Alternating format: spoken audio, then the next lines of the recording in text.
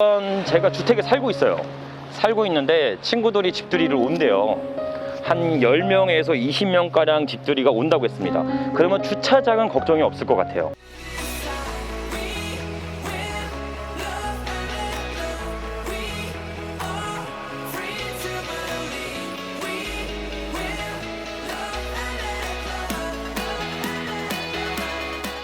자, 반갑습니다. 대장 김상준입니다. 자, 오늘은 공매에서 진행되는 틈새 시장으로 공용주차장을 지자체 등으로부터 임대사업을 승계받아 1년 내지 2년 정도 임대를 진행하여 주차요금으로 수익을 올리는 주차장 임차권 공매 투자에 대해서 말씀드려 보도록 하겠습니다. 주차장법 제13조 및 주차장 설치 및 관례 조례에 따라 각 지자체에 있는 일부 공용주차장을 위탁관리를 대행을 통해 임대 수익을 만들 수 있으며 온비드에서 전자입찰을 진행하게 됩니다. 유동인구가 적은 주택 밀집지역에 위치한 주차장의 경우는 임차권 공매 투자가 매력 없어 보이지만 오히려 주변 입주민들에게 월 정기 주차 비용을 받아 고정적인 수입을 만들 수도 있죠. 소액 투자로 안정적인 임대 수입을 발생할 수 있는 공용주차장 임차권 투자는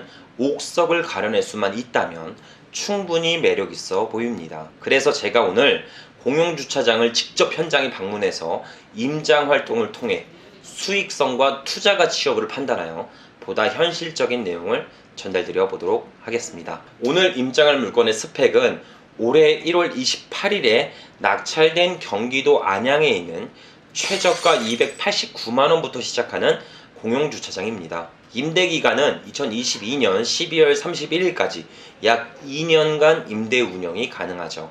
해당 물건의 낙찰가는 최저 입찰가 대비 1550%나 높은 4490만원에 낙찰되었습니다. 이 정도의 수익성이 발생될 수 있는지 제가 직접 해당 주차장에 방문해서 철저한 임장 조사를 진행해 보도록 하겠습니다. 자, 출발하시죠. 자, 드디어 물건지에 도착했습니다. 자, 해당 물건지 주차장의 스펙은 제가 지금 여기 서 있는 데서부터 약 저 끝에 500m까지 총 2구역을 저희가 임대를 해서 진행할 예정이고, 면수, 이 지금 하얀색 테두리 보이시죠? 이 하얀색 테두리 보시면 이게 주차할 수 있는 면수, 그 주차 대수인데 총 54대를 저희가 임대해서 운영이 가능합니다. 인력이 상주할 수 있는 주차 부스는 약 20대 기준, 여기 보시면 여기 주차 부스 보이시죠? 노란색으로 이 주차 부스가 20대 간격으로 하나씩 설치가 되어 있습니다. 총 2면에 2개의 주차 부스가 설치되어서 지금 운영되고 있습니다. 제가 쭉 걸어와서도 보고 차로도 이동해서 봤는데 총 이 주차 면적 대수 대비해서 공실률은 약 30% 정도 해당하는 걸로 보여집니다. 예를 들어 제가 여기 이런 주택에 한번 주택들 한번 보여주시죠. 주택 밀집 지역에 있는 주차장, 공용주차장이라 이런 제가 주택에 살고 있어요. 살고 있는데 친구들이 집들이를 온대요. 한 10명에서 20명가량 집들이가 온다고 했습니다. 그러면 주차장은 걱정이 없을 것 같아요. 만약에 상황을 예로 들어보죠. 제가 막 전화를 받았습니다. 아, 그래, 우리 집에 놀러 온다고? 혹시 철수도 오고 미영이도 온다고? 한 10명, 20명이 온다고? 근데 차가 5대야? 야, 뭔 차를 걱정을 하냐? 차 걱정하지 마. 이번에 내가 주차장을 하나 샀거든. 우리 집 앞에 50대 될 수 있어. 그러니까 편하게 와서 주차 그냥 마음대로 돼. 이렇게 이야기해도 될 정도로 주택가에 밀집된 지역에 있는 공용주차장이라 실제로 공실률도 많이 적고 활용도도 굉장히 높아서 수익률 부분에서는 전혀 나쁘지 않을 것 같습니다. 사담은 여기까지만 하고 물건에 대해서 내용을 지속하게 말씀을 한번 드려볼게요. 자, 초입상권은 저희가 상업지역입니다. 이게 들어오면서 제2종 일반 주거지역으로 바뀌어요. 통상적으로 입주민들 대상이나 혹은 소상공인들 대상으로 주차장을 운영하는 것 같습니다. 통상적으로 이런 공용주차장의 수익률을 계산할 때 54대 전체적으로 계산하시는 분들이 있어요. 그럼 큰 오차가 발생될 수 있습니다. 왜냐하면 이 공용주차장에서는 감면 대상자라는 게 있습니다. 약 5에서 10% 정도 감면 대상자를 배제하고 수익률을 계산하셔야 돼요. 그 외에 이 주차장이 이 현재 주택 밀집가 지역에도 위치해 있으니까 월 전기 차량도 있을 수 있습니다. 근데 월 전기 차량은 유동성이 존재할 수 있기 때문에 수익률 산정 시에는 우선 배제하시고 시간 단위로 수익률을 계산하셔야 돼요. 자, 그럼 최종적으로 수익률을 계산해 보겠습니다. 총 54대 중에 무료 주차 약 10%를 빼면 총 49.5대 약 50대라고 치겠습니다.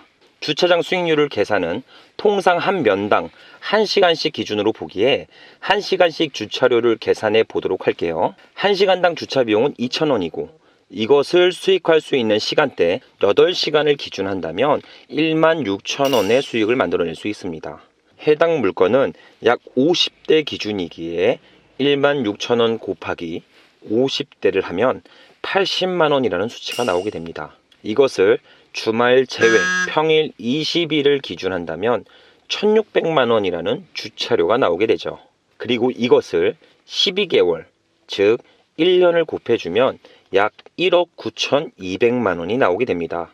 현재 주차장 임대기간은 2년 동안이니 곱하기 2를 해주면 3억 8,400만원이 나오게 되죠. 자, 이렇게 100%를 놓고 수익률을 계산하면 수익이 높아 좋은 물건으로 보이시죠? 우리는 보수적인 가격으로 수정하셔야 합니다. 다시 계산해 보도록 하죠. 현재 주차 대수 공실률 30% 이하이니 보수적으로 100% 수익률 중 60%만 수익률을 재선정하면 3억 8천만원 중 60%인 2억 3천 정도의 수익이 발생될 것 같습니다. 그럼 최종적으로 보면 2년 동안 운영할 수 있는 4,500만원의 투자 금액을 빼주고 인건비, 부수별 1.5명을 가정 시 2개의 주차 부수를 사용 중이니 총 3명의 인력 비용을 추가적으로 제외하도록 하겠습니다.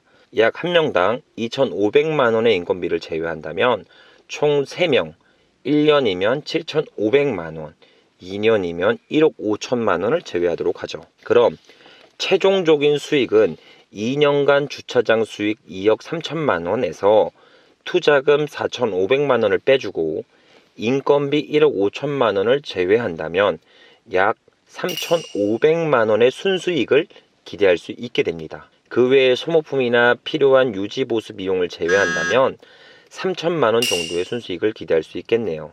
하지만 해당 공용주차장이 2필지를 동시 운영하는 물건이라 수익률은 더 클 것으로 기대할 수 있을 것 같습니다. 자, 수익률은 인건비, 유지 보수 비용, 그리고 환경에 따라 조금씩은 상이할 수가 있으니까 참고만 해주시면 좋을 것 같습니다. 해당 도로변에 있는 공용주차장 말고 상업지역에 있는 공용주차장, 즉 이렇게 여기 보시면 차단기가 이렇게 설치되어 있는 주차장도 있어요. 이런 곳이라면 편법을 활용해서 직원을 고용하지 않고 옆에 있는 이런 가게들한테 최대한 CS나 오면 응대해 주세요 라고 이야기를 하고 직원을 쓰지 않고 편법으로 운영하는 사례들도 있긴 합니다. 또한 비인기 주차장 같은 경우는 1,000만원 밑으로도 많이 낙찰이 되기도 합니다. 또한 해당 주차장처럼 이렇게 도로변에 있는 게 아니라 이렇게 상업지역 안에 있는 이런 주차장 같은 경우는 이렇게 차단기가 다 설치되어 있기 때문에 뭐 인력 비용이나 초기 시설 투자금도 많이 적고 전기료만 지불하면 되니까 임대 수입이 좀 더 손쉽게 진행되는 부분들도 있어요. 공용주차장의 경우 지자체별로 조금씩은 다르겠지만 카쉐어링 업체들, 소카, 그린카, 그러니까 차량을 공유하는 기업들과 사업을 수익할 수 없기 때문에 일반적으로 이렇게 상업용에 있는 유동성을 좀 활용해서 꼭 수익률을 면밀하게 보셔야 됩니다. 공용주차장은 수익률이라는 게 별도로 정해지지 않았기 때문에 오전, 오후, 저녁, 주말, 평일 등을 면밀하게 검토하셔서 이 공실률, 이 주차장 대수의 공실률을 면밀하게 파악해서 수익률을 산정하셔야 됩니다. 또한 주변에 무료로 주차할 수 있는 주차 공간이 있는지도 검토를 해보셔야 돼요. 근데 이 물건은 제가 오사 보니까 무료로 주차할 수 있는 공간은 없었습니다. 만약 주변 상권이 코로나랑 직격탄을 받는 상권이라면, 즉 목동 로데오 거리나 뭐 명동 같은데 그런 주차장, 공용주차장이라면 수익률이 좀 저하될 수 있으니까 이 점은 꼭 감안하셔야 됩니다. 추가적으로 우리가 하는 상가나 뭐 이런 주택 경매는 별다른 제약이 없지만 이 주차장은 각 지자체에 나온 조례별로, 각 공고문별로 충분히 공고문을 숙지하고 입찰을 참여해야 됩니다. 예를 들어 사업자를 개설해야 된다거나 아니면은 필요 인력이 1명 내지 2명 정도 필수적으로 필요한다거나 아니면 영업 배상 책임에 대해서 보험을 가입해야 된다거나 다양한 조건들이 있기 때문에 꼭 면밀히 검토하시고 입찰에 참여하셨으면 좋겠습니다. 자, 우선은 주차장 물건은 제가 다 봤어요. 쭉 봤는데 현재 여기 앞에는 좀 공실이 있지만 저 초입상권, 저 상업 지역에서 들어오는 지역에서는 공실률이 거의 없었습니다. 그러니까 주차 대수가 공실이 거의 없었다는 거죠. 그러니까 해당 물건에 대해서 공실에 대한 주차 대수는 약 30% 정도가 보여지니까 해당 내용은 제가 사무실에 들어가서 주차에 대한 요약 내용들과 해당 물건에 대한 총평을 다시 한번 말씀드려 보도록 하겠습니다. 자, 고생하셨습니다. 들어가시죠. 자, 이렇게 임장 활동을 마무리하였습니다. 수익률 산정을 보수적으로 했지만 충분히 매력이 있어 보이는 물건이었습니다. 주차 대수 공실률을 면밀히 파악 후 입찰하셨으면 좋겠습니다. 공용주차장 임차권 입찰 참가 자격 및 주요 사항에 대해서 이야기해 드릴게요. 통상적인 입찰 참가 자격은 주차장 물건의 인근 지역에서 1년 이상 주민등록이 되어 있는 만 19세 이상이라면 누구나 참여 가능합니다. 추가적으로 개인 또는 본사가 관할 지역 내에 소재한 법인도 전부 입찰 참여 가능하죠. 즉, 사업장 소재지가 관할 지역에 있거나 해당 지역에 전입하여 살고만 있다면 누구나 입찰 참여가 가능하다는 이야기입니다. 단, 주의해야 되는 사항이 서울에 있는 공용주차장을 입찰하는데 현재 거주지는 부산이라면 자격 미달로 낙찰은 무효 처리되며 입찰 보증금은 관할 지자체로 기속되니 주의하셔야 합니다. 또한 동일한 물건에 대하여 한 명이 2회 이상 입찰서를 제출하거나 낙찰 후 입찰 보증금을 납부하지 않으면 무효 처리됩니다. 입찰 참여 방법은 한국자산관리공사에서 운영하는 온비드 사이트에서 전자입찰 방식으로만 진행됩니다.